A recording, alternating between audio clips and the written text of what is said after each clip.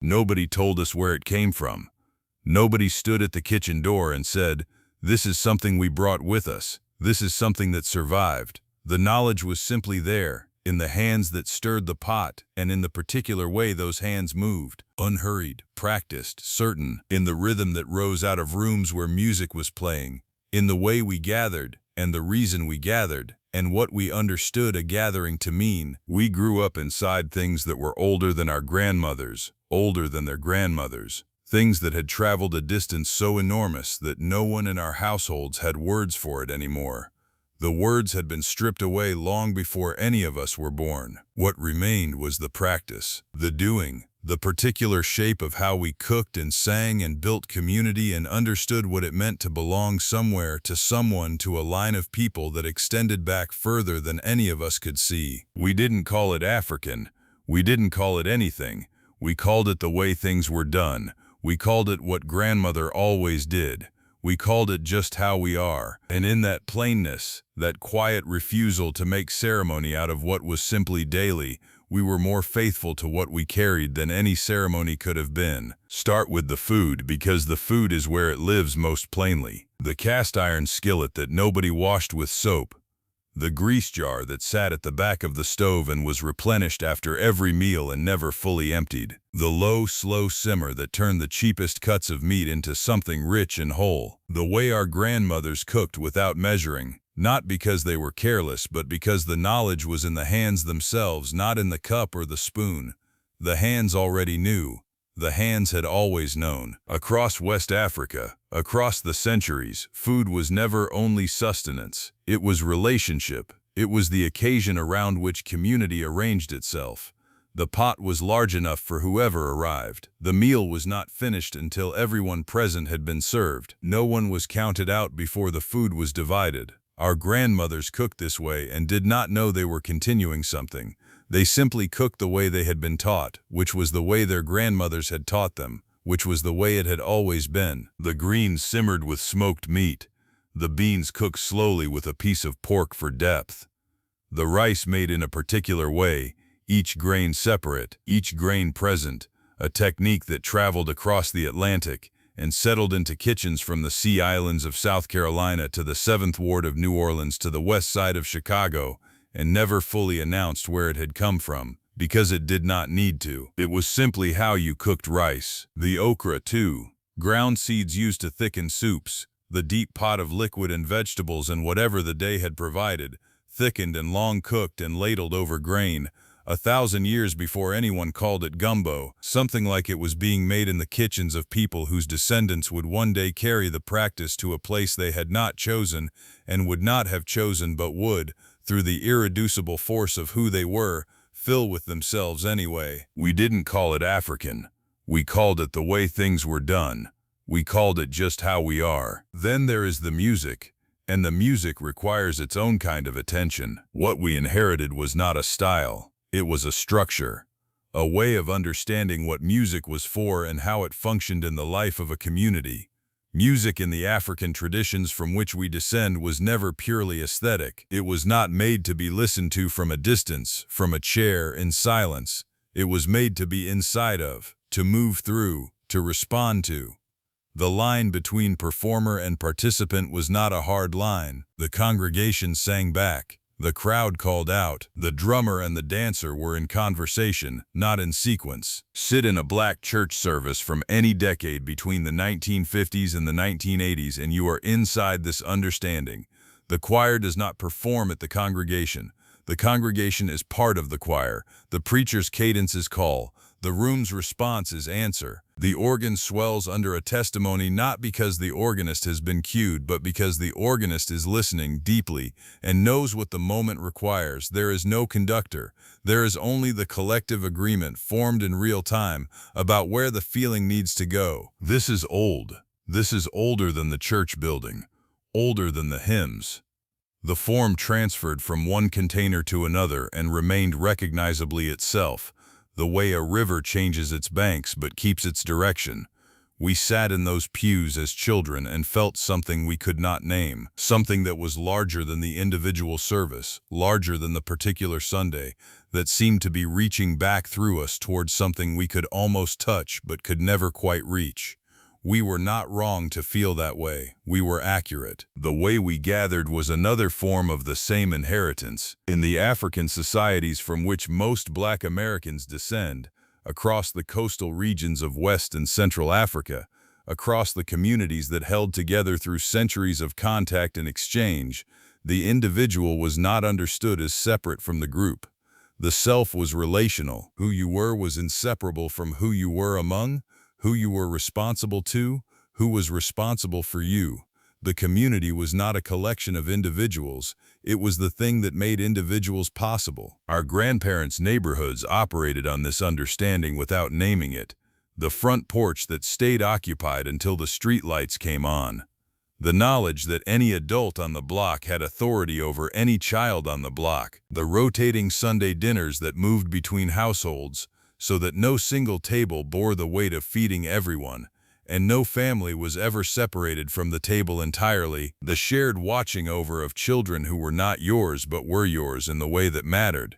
In the daily, practical, active sense of people who understood their futures to be bound together. When someone on the block fell into difficulty, the neighborhood moved, not through organized charity, not through any formal mechanism, through the older knowledge that difficulty shared is difficulty diminished, and that the community which does not tend its own weakest points eventually loses the strength of all of them. Food appeared on porches.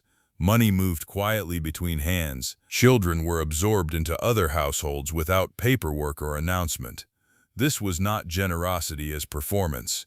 It was the ordinary operation of a community that understood itself as a single organism with many parts. We absorbed this before we could articulate it. We grew up understanding that we were not alone, that our lives were not private in the way that other Americans sometimes seem to understand their lives as private, that the people around us had a legitimate claim on how we conducted ourselves because we had a legitimate claim on them. This was not burden. This was the form that love took when it was organized into daily life. There was something in the way our elders told stories. Not quickly, not efficiently.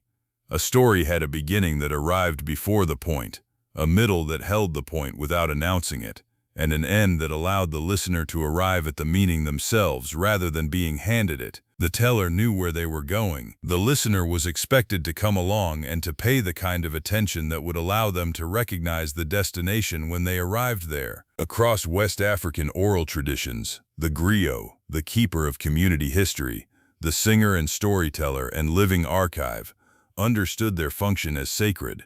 Memory was not private. Memory was the community's possession. The stories of where the people had come from, and what they had survived and what they had built were not the property of individuals. They belonged to everyone, and the telling of them was an act of maintenance, of keeping the community coherent across time. Our grandmothers were not griots in the formal sense, but they understood, without having that word, what a story was for. They told us about people who were gone in ways that made those people present. They told us about things that had happened before we were born in ways that made us feel personally addressed by those events, implicated in them, responsible for carrying forward what those events had made possible. We were being placed inside a continuity. We were being told in the form of story that we were not the beginning of anything, and that what we did would not be the end of anything either. This was the deepest form of the inheritance, not the food, not the music, not the way the community arranged itself, though all of those were real and carried weight. The deepest form was this understanding of time, that the living are not separate from the dead, that the past is not behind us but beneath us, that what we received we are required to pass on, and that who we are is inseparable from who came before and who will come after. The way we named our children carried something too. Not always the African names themselves. Those had largely been stripped away and replaced, generation by generation, with names that could survive in the new world without constant correction or explanation. But the practice of naming carried a seriousness, a weight, that was recognizable across the centuries. Names were not decorative, they were declarative. They announced something about who the child was expected to become, or who the family was claiming as an ancestor, or what the times were asking of the people being born into them. In the households we grew up in, a person's name was not casually used. Your full name, all three of it, meant something specific was being communicated, and you needed to pay attention. Nicknames carried their own history, their own claim on who you were. The names our grandparents were given, and the names they chose to give, carried layers of meaning that the people inside those names often spent their whole lives understanding more fully. And when the movements of the 1960s and 1970s began to reach back toward African names, when children were being named Kwame and Amara and Imani and Kofi, when parents were choosing names that announced, plainly and without apology, a pride in connection to something older than American history, that was not invention, that was recognition, a reaching back toward something that had always been there, in the blood and in the practice, waiting to be called by its right name. There is something that happens when you begin to recognize the shape of what you were given. Not a dramatic revelation, not a sudden clarity, something quieter than that.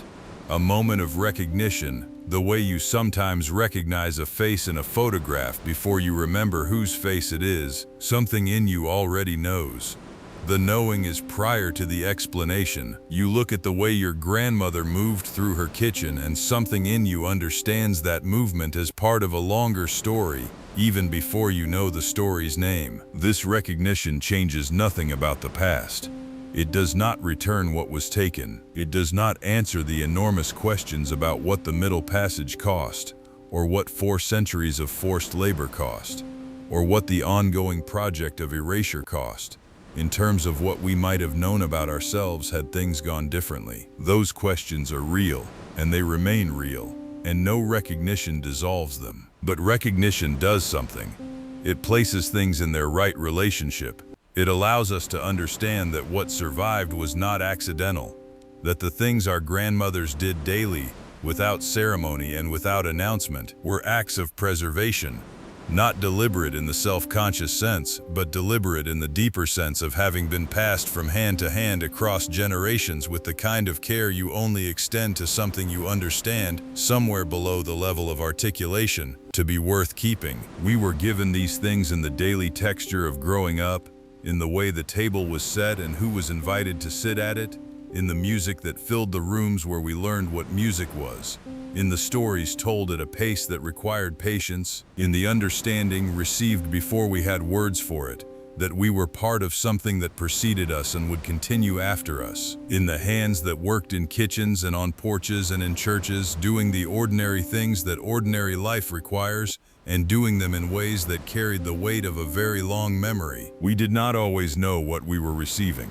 That was part of how it was given, quietly, daily, without marking itself as extraordinary, without asking to be recognized for what it was.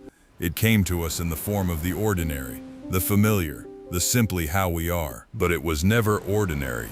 It was the most remarkable thing, the capacity of people, across centuries of interruption and loss, to preserve what mattered in the only form that could not be confiscated, not in buildings or records or official languages, but in the body, in the hands, in the voice, in the way you move through a room and the way you receive a guest and the way you understand that you do not eat until everyone is served. It came with us. It is still here.